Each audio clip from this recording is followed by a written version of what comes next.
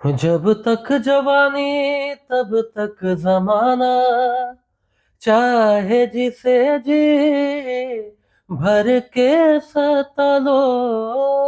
सबसे पहला गजल आपने किस एज में गाया होगा? आई थिंक सीखते सीखते ही 6-7 साल की उम्र से भी गजलें हम लोगों ने गाना शुरू कर दिया था। पप्पू यादव के साथ आपकी काफी नजदीकियां हैं, काफी अच्छा बॉन्डिंग लगता है। उनसे मेरा रिश्ता अच्छा है, बड़े भाई की तरह है। जो खानदानी रईस है वो मिजाज रखते हैं नरम अपना। प्रेमी प्रेमिकाओं में एक प्रेम पत्र भेजा जाता था, उस प्रेम पत्र का जवाब के लिए इंतजार करने के लिए लोग महीने बैठे हुए होते थे। जी। और आज का पेशेंस इस लेवल पे गिरा हुआ है कि इंस्टाग्राम के 30 सेकंड के रील में अगर पहला 10 सेकंड अच्छा नहीं लगा तो लोग उसको स्क्रॉल कर देते हैं ना। नमस्कार, लाइव बिहार देख रहे हैं आप, आपके साथ मैं स्नेहा गुप्ता। आपको बता दें कि बिहारी कहीं भी जाते हैं तो अपनी छाप तो जरूर छोड़ देते हैं, और गजलों की दुनिया के बेताज बादशाह हमारे साथ खास बातचीत करने के लिए हैं। आपको बता दें कि कुमार सत्यम जी हैं। कुछ गजलें भी सुनेंगे, शुरुआत कहाँ से हुई और आज इस मकाम पे है, इसका श्रेय किसे देना चाहेंगे? पहले तो सत्यम जी बहुत शुक्रिया बात करने के लिए। Thank you so much, thank you so much. सबसे पहले शुरुआत से शुरुआत करते हैं, गजलों का शौक कहाँ से लगा आपको? देखिए, म्यूजिक चूंकि मेरे घर में था जी। पापा भी संगीत के प्राध्यापक थे गोड्डा महिला महाविद्यालय में। दादाजी भी जाने माने पंडितों में से थे, पर दादा ने भी यही काम किया। तो मैं 13 से 14 जनरेशन से हमारे यहाँ म्यूजिक है। मतलब ये ऐसा है कि ये अभी जहन में, उसके पहले के भी लोगों ने यही किया होगा जहाँ तक मेरा ख्याल है। और रही बात गजल की, तो गजल is a poetry. Indian classical music से था मैं, तो आगे चल के गजल की पोएट्री कुछ शायरों को पढ़ा, तो वो पढ़ते पढ़ते ख्याल आया कि नहीं, इस तरफ भी काम किया जा सकता है। तो गजल धीरे धीरे आगे जहन में उस्तादों को सुनकर। सबसे पहला गजल आपने किस एज में गाया होगा, जहां तक आपको याद है? आई थिंक सीखते सीखते ही 6-7 साल की उम्र से भी गजलें हम लोगों ने गाना शुरू कर दिया था। तो आपको उस समय, जैसा कि मैंने आपके बारे में बड़ा बांका जिले से है, ये मुझे बताइए कि बिहार में अगर हम देखें, अगर फैमिली म्यूजिकल नहीं हो तो किसी बच्चे को म्यूजिक इंडस्ट्री में जाने में काफी दिक्कत होती है। कभी आपके पेरेंट्स ने कहा कि डॉक्टर बन जाओ, इंजीनियर बन जाओ, या शुरू से ही जो आपकी इच्छा थी वही करवाने का उन्होंने सोचा? नहीं, मतलब मैं एक पढ़ाई में भी अच्छा खासा ठीक ठाक स्टूडेंट था, है ना। मैंने इंग्लिश ऑनर्स से ग्रेजुएशन भी किया था। और बाद में म्यूजिक से मास्टर किया, तो उसमें ईस्ट इंडिया जोन का गोल्ड मेडलिस्ट भी था मैं। तो from the very beginning I wanted to be a cricket player. हाँ, मुझे बड़ी इच्छा थी, लेकिन हाँ, उसमें उतना स्कोप नहीं था हमारे टाइम पे। तो धीरे धीरे फिर एक जॉब में आया जहाँ पे मतलब विद्या विकास समिति में मैं संगीत का टीचर बना पहले। फिर उसके बाद डीएवी ऑर्गेनाइजेशन में भी किया काम। फिर उसके बाद गवर्नमेंट जॉब में नवोदय विद्यालय में भी मेरा सिलेक्शन हो गया। लेकिन फिर छोड़ के एक जो एक आर्टिस्ट होता है ना, उसके जहन में एक कीड़ा होता है कि नहीं, वो फिर उसके अलावा कुछ नहीं होता उससे काम। तो धीरे धीरे म्यूजिक तो शुरू से था ही, म्यूजिक से एक प्यार है, सुर से प्यार है और ताल से, तो हो गया। आपका सबसे पहला वीडियो जो वायरल हुआ, जो आपको याद है, उसकी 2 लाइनें? हाँ, वो गुलाम अली साहब की एक गजल थी। ऐसे पहले तो जो वीडियो वायरल हुआ, जो कहते हैं ना कि जिसको गजल में मिलियन व्यूज गए जी, तो वो मैं उदयपुर के कॉन्सर्ट में गा रहा था। मेरे घराने की हमरी अटरिया पे आजा रे सवरिया। तो वो मैं आपको सुनाता हूँ एक लाइन। वो मैंने गाया था, तो वहां पे वो था, जब तक जवानी तब तक जमाना, चाहे जिसे जी भर के सता लो, चाहे जिसे जी भर के सता लो, याद रखियो तब कोई न चाहे, जब ये जवानी खत्म हो जाए, हमारी अटरिया पे आजा रे सबरिया, देखा देखी बलम हो जाए। तो ये लोगों ने बहुत पसंद किया था उस वक्त। उसके बाद फिर एक कॉन्सर्ट में मैंने गुलाम अली साहब की गजल गाई थी, याद रह जाती है। वो फिर बहुत लोगों ने सुना था। आपके मन पसंदीदा जिनको आप सुनते हैं, ऐसे कौन से शख्स हैं गजलों में? ओवरऑल तो फिर समझ लें जगजीत सिंह साहब को मैंने बहुत सुना और सुनता हूँ। और लता जी, जी वो तो आउट ऑफ द वर्ल्ड है, रफी साहब, किशोर दा, मतलब being an artist you can never say कि आपके फेवरेट कोई एक है। जी। हाँ। लेकिन सवाल ये भी बनता है क्योंकि पुराने जमाने की अगर हम बात करें जी। तो उस समय गानों का महत्व होता था, मीनिंग काफी अच्छी होती। लेकिन अगर हम आज की कल्चर की बात करें, कहा जाता है कि काफी स्टैंडर्ड म्यूजिक का गिर गया है क्योंकि वैसे गाने नहीं बनते, अश्लीलता भी काफी हो गई है। पहले के गानों में एक मधुरता थी, प्यार था, वो चीजें कम हो रही हैं, आप ये मानते हैं?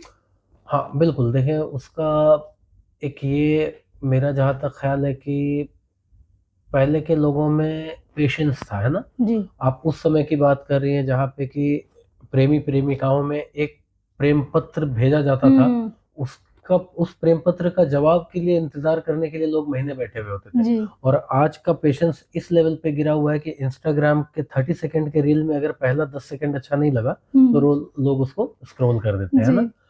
तो आज के डेट में जितना टाइम एक प्रेम पत्र का जवाब आने में आता था, उतने टाइम में तो 4 रिश्ते टूट जाते हैं। जी। तो पेशेंस तो कम हुआ है। पहले के गाने 15-15 मिनट के गाने हम लोग सुनते थे और एक बार नहीं सैकड़ों बार सुनते थे, इसलिए तो आज भी जहन में है ना। लेकिन अभी है क्या कि सोशल मीडिया का जमाना है, लोगों में पेशेंस का स्तर बहुत गिरा है, शिक्षा का भी स्तर गिरा है जहां तक मेरा ख्याल है। तो लोग शिक्षित होंगे तो अच्छे लोगों को सुनेंगे। बिहार में हम और आप हैं, बिहार के ही बड़े प्रसिद्ध कवि हुए राष्ट्र कवि रामधारी सिंह दिनकर जी। आज के बच्चों को रश्मि रथी पता भी नहीं होगी कि क्या है, कौन थे रामधारी सिंह दिनकर। मतलब मेरे घर पे आपको बताऊं, उनकी एक बड़ी सी फोटो लगी हुई है। मेरा मतलब कि मैंने वो भी टाइम देखा है कि कुछ बच्चे आके कहते हैं सर ये आपके दादाजी हैं क्या। मैं मतलब भाई पढ़ ले, नाम पढ़ ले कौन है। तो ये है। एक सवाल ये भी है, अगर आप हम बिहार की बात करें तो इस साल बिहार में विधानसभा चुनाव है, आपने भी बिहार में काफी बदलाव देखा होगा। चाहे सड़कों की बात करें, इलेक्ट्रिसिटी की बात करें या फिर किसी भी तरीके से, बीते कई सालों में बिहार बदल रहा है। आप इस चीज से एग्री करते हैं? और जो सरकार काम कर रही है उस पर भी आप मोहर लगाते हैं कि आप एज अ ऑडियंस, अगर जनता इस साल वोट करेगी तो ये सारी चीजें देखेंगी? बिल्कुल, देखो आप जनता को वोट तो करना ही चाहिए, है ना। आप वोट नहीं करके क्या करेंगे, वोट करेंगे तो कम से कम किसी को तो सिलेक्ट करके लाएंगे ना आप, है ना? या फिर आप नहीं भी करेंगे लेकिन फिर भी कोई ना कोई सिलेक्ट होके तो आएगा। तो बेहतर है कि आप कोशिश तो करें, है ना। कि एक बड़ी प्यारी सी स्टोरी है कि एक ना छोटी सी चिड़िया थी, वो जंगल में जब आग लगी तो अपने चोंच में पानी डाल के वो आग बुझाने जा रही थी। सारे जानवर भाग रहे थे तो किसी बड़े जानवर ने पूछा हम लोग सब भाग रहे हैं और तू इतनी छोटी सी जंगल की आग बुझेगी तेरे चोंच के पानी से। उसने कहा नहीं, बुझे ना बुझे, लेकिन जब इतिहास लिखा जाएगा तो मेरा नाम आग बुझाने वालों में रहेगा, ना कि आग लगाने वालों में, है ना।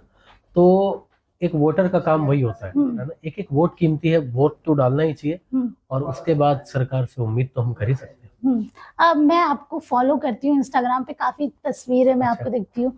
पप्पू यादव के साथ आपकी काफी नजदीकियां हैं, काफी अच्छा बॉन्डिंग लगता है एज अ सांसद, क्योंकि निर्दलीय सांसद है, उन्होंने भी काफी संघर्ष देखा है। उनको आप कैसे देखते हैं? उनसे मेरा रिश्ता अच्छा है, बड़े भाई की तरह है ना जी। और कभी कुछ जरूरत पड़ती है तो खड़े रहते हैं वो। हाँ। और दूसरी बात ये कि उनके पिताजी के सर्वधर्म प्रार्थना सभा में मैं गया था जी, जी, हाँ जी। तो वहां से ज्यादा उनसे नजदीकियां बढ़ी मेरी, तो बीच बीच में बातचीत हो जाती है। और बाकी बीइंग एन आर्टिस्ट तो देखो मेरा रिश्ता सबसे अच्छा है ना।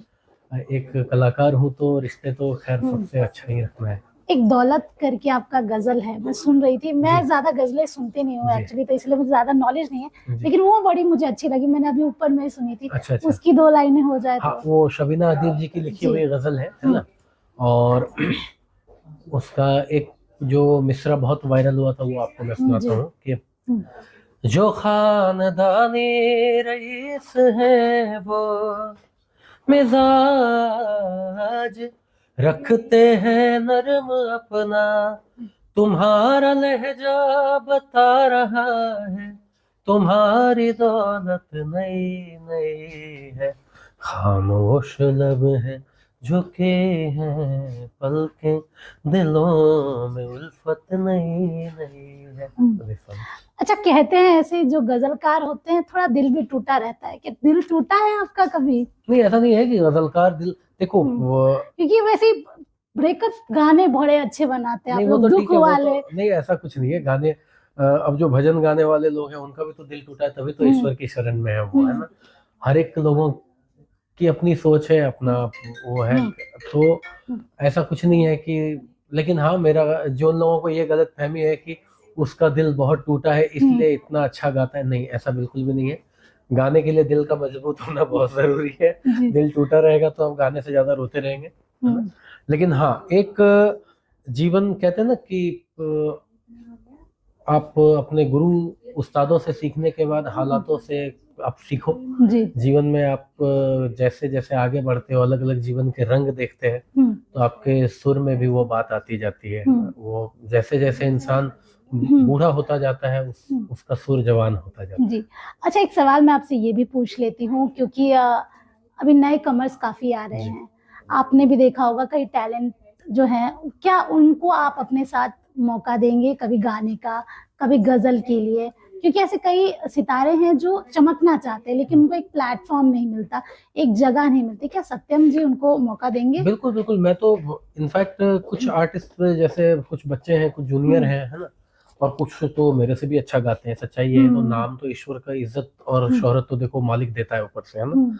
लेकिन कुछ आर्टिस्ट ऐसे भी हैं जो मेरे से भी बहुत अच्छा गा रहे हैं, तो कभी मेरे मंच पे मिल जाते हैं तो मैं अपने साथ गवाता भी हूँ उनको उसमें। अच्छा, सक्सेस का कोई शॉर्टकट है क्या? बिल्कुल नहीं।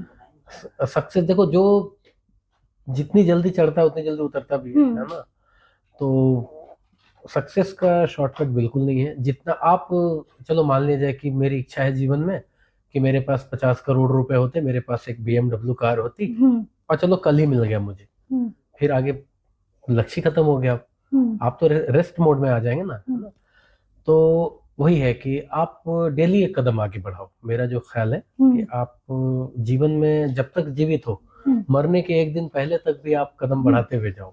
नए लोगों को क्या आप सीख देना चाहेंगे जो ये सोचते हैं कि सक्सेस का कोई शॉर्टकट है, सीढ़ी है, जल्दी चढ़ जाए? ऐसे लोगों को आप क्या कहना चाहेंगे? और ऐसे भी लोगों को जो गिरते हैं लेकिन उठते उठते थक जाते, कभी कभी होता है ना कि हम बहुत कर रहे हैं, बहुत मेहनत कर रहे हैं लेकिन सक्सेस नहीं मिल रही, उनको आप क्या कहना चाहेंगे? देखें, ये पहला तो इसका कि जो लोग शॉर्टकट कर रहे हैं, तो मैं उनको बता दूं कि जितना शॉर्टकट आप जाने के लिए ले रहे हो, फिर आपको वापस भी उधर से ही आना है। टूटा रहता है, कि दिल टूटा है आपका कभी? नहीं, ऐसा नहीं है कि गजलकार दिल, देखो क्योंकि वैसे ब्रेकअप गाने बड़े अच्छे बनाते हैं आप नहीं, वो लोग, तो दुख ठीक है, वो वाले। तो नहीं, ऐसा कुछ नहीं है। गाने अब जो भजन गाने वाले लोग हैं उनका भी तो दिल टूटा है, तभी तो ईश्वर की शरण में है वो, है ना। हर एक लोगों की अपनी सोच है, अपना वो है। तो ऐसा कुछ नहीं है कि, लेकिन हाँ, मेरा जो लोगों को ये गलत फहमी है कि उसका दिल बहुत टूटा है इसलिए इतना अच्छा गाता है, नहीं, ऐसा बिल्कुल भी नहीं है। गाने के लिए दिल का मजबूत होना बहुत जरूरी है। दिल टूटा रहेगा तो आप गाने से ज्यादा रोते रहेंगे, है ना। लेकिन हाँ, एक जीवन कहते हैं ना कि आप अपने गुरु उस्तादों से सीखने के बाद हालातों से आप सीखो। जीवन में आप जैसे जैसे आगे बढ़ते हो, अलग अलग जीवन के रंग देखते हैं, तो आपके सुर में भी वो बात आती जाती है। वो जैसे जैसे इंसान बूढ़ा होता जाता है उसका सुर जवान होता जाता है। जी। अच्छा, एक सवाल मैं आपसे ये भी पूछ लेती हूँ, क्योंकि अभी नए कमर्स काफी आ रहे हैं, आपने भी देखा होगा कई टैलेंट जो है, क्या उनको आप अपने साथ मौका देंगे कभी गाने का, कभी गजल के लिए? क्योंकि ऐसे कई सितारे हैं जो चमकना चाहते हैं लेकिन उनको एक प्लेटफॉर्म नहीं मिलता, एक जगह नहीं मिलती, क्या सत्यम जी उनको मौका देंगे? बिल्कुल बिल्कुल, मैं तो इनफैक्ट कुछ आर्टिस्ट जैसे कुछ बच्चे हैं, कुछ जूनियर हैं, है ना, और कुछ तो मेरे से भी अच्छा गाते हैं। सच्चाई है तो नाम तो ईश्वर का, इज्जत और शोहरत तो देखो मालिक देता है ऊपर से, है ना। लेकिन कुछ आर्टिस्ट ऐसे भी हैं जो मेरे से भी बहुत अच्छा गा रहे हैं, तो कभी मेरे मंच पे मिल जाते हैं तो मैं अपने साथ गवाता भी हूँ उनको उसमें। अच्छा, सक्सेस का कोई शॉर्टकट है क्या? बिल्कुल नहीं।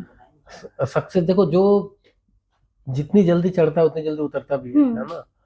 तो सक्सेस का शॉर्टकट बिल्कुल नहीं है। जितना आप, चलो मान लीजिए कि मेरी इच्छा है जीवन में कि मेरे पास 50 करोड़ रुपए होते, मेरे पास एक BMW कार होती, और चलो कल ही मिल गया मुझे, फिर आगे लक्ष्य खत्म हो गया, आप तो रेस्ट मोड में आ जाएंगे ना, है ना। तो वही है कि आप डेली एक कदम आगे बढ़ाओ। मेरा जो ख्याल है कि आप जीवन में जब तक जीवित हो, मरने के एक दिन पहले तक भी आप कदम बढ़ाते हुए जाओ। नए लोगों को क्या आप सीख देना चाहेंगे जो ये सोचते हैं कि सक्सेस का कोई शॉर्टकट है, सीढ़ी है, जल्दी चढ़ जाए? ऐसे लोगों को आप क्या कहना चाहेंगे? और ऐसे भी लोगों को जो गिरते हैं लेकिन उठते उठते थक जाते हैं, कभी कभी होता है ना कि हम बहुत कर रहे हैं, बहुत मेहनत कर रहे हैं, लेकिन सक्सेस नहीं मिल रही, उनको आप क्या कहना चाहेंगे?